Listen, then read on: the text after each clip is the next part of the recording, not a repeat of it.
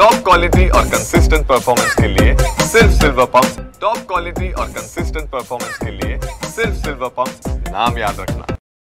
नाशिक मुंबई महामार्गावरील इगतपुरी शिवार जो आहे त्या शिवारातील पिंपरी फाटा येथे आहे। पिंपरी फाटा येथे हा जो 1 वर्ष अगोदर उड्डाण पूल बनवण्यात आला होता, या उड्डाण पुलाची आपण दुरवस्था आता बघू शकता। मोठ्या प्रमाणात जे आहे वर्षभरा पहिले बनवलेल्या उड्डाण पुलावर मोठ्या प्रमाणात खड्डे पडलेले आहेत आणि वाहन चालकांना जे आहे ते तारेवरची कसरत करत आपलं जे आहे मार्गक्रमण करावं लागत आहे।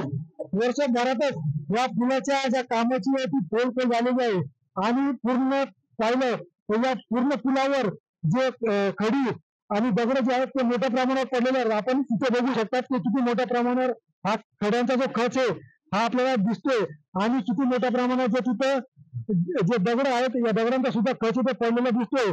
रात्री बेरात्री येथे वाहन चालकांना येताना येथे खड्ड्यांचा अंदाज न आल्यामुळे अनेक वेळा अपघात घडतात आणि अनेक मोटरसायकल स्वार जे रस्त्यावरनं मार्गक्रमण करताना जे ते येथे घसरून पडल्याच्या घटना घडलेल्या आहेत।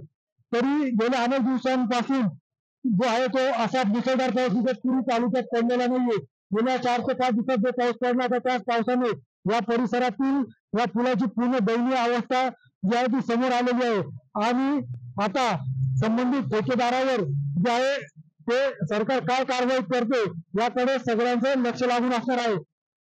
शैलेश पुरोहित, TV9 मराठी, इगतपुरी।